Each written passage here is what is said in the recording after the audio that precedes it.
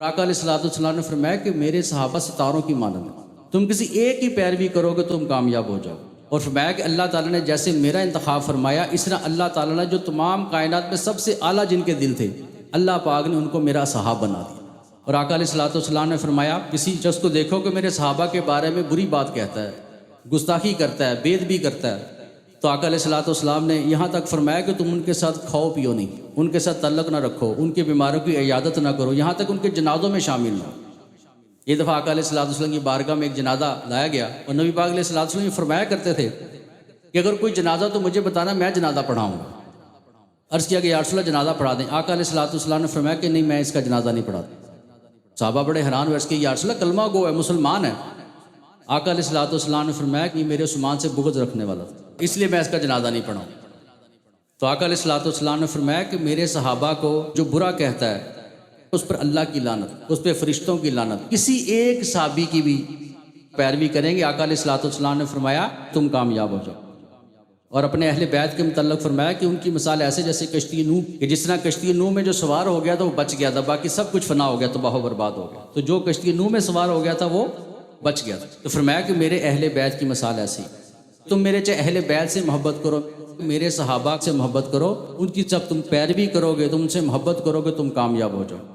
اگر آپ نے یہ دیکھنا ہو کہ میں کیسے اللہ کو راضی کروں، میری کیفیات کیسی ہونی چاہیے، میری سوچ کیسی ہونی چاہیے، میرے کیا عقیدے ہونے چاہیے، میرا رب کے ساتھ معاملہ کیسا ہونا چاہیے، میرا اللہ کے محبوب کے ساتھ معاملہ کیسا ہونا چاہیے، وہ سارا عملی طور پہ آپ کو صحابہ کی زندگی میں نظر آئے۔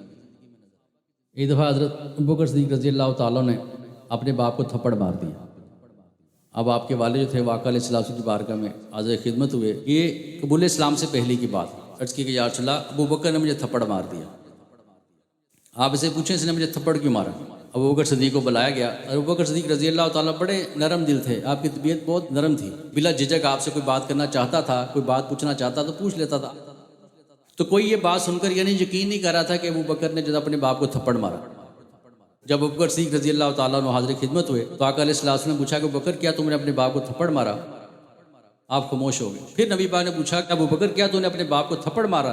آپ رو رہے تھے۔ عرض کیا کہ یا رسول اللہ اگر میرا باپ یہاں کھڑے کھڑے میرے جسم کے ٹکڑے بھی کرنا چاہے تو کر سکتا ہے، لیکن میرے باپ کو کہیں کہ یہ آپ کے متعلق کوئی بات نہ کیا کرے، وہ مجھ سے برداشت نہیں ہوتی۔ بلکہ عرض کیا کہ یا رسول اللہ میرے پاس تلوار نہیں تھی، اگر تلوار ہوتی تو میں اپنے باپ کا سر قلب کر دیتا۔ اب ان کی زندگی کا ایک معیار تھا صحابہ کرام کی کہ جو آقا علیہ الصلوۃ والسلام کا ہے بس اسی سے ہمارا تعلق ہے، اور جو آقا علیہ الصلوۃ والسلام کی دشمنوں کے سب میں کھڑا ہوتا تھا، چاہے وہ سکا باپ ہوتا تھا، سکا بیٹا ہوتا تھا، سکے رشتے دار ہوتے تھے، آقا کا دشمن وہ ہمارا دشمن، جو ہمارے آقا کا دوست ہے وہ ہمارا دوست ہے۔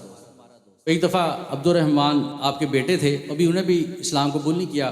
جب اسلام قبول کیا تو عرض کیا کہ ابا جان آپ فلاں فلاں جنگ میں میری تلوار کے نیچے آئے تھے، تو میں نے اس لیے چھوڑ دیا کہ آپ میرے باپ ہیں۔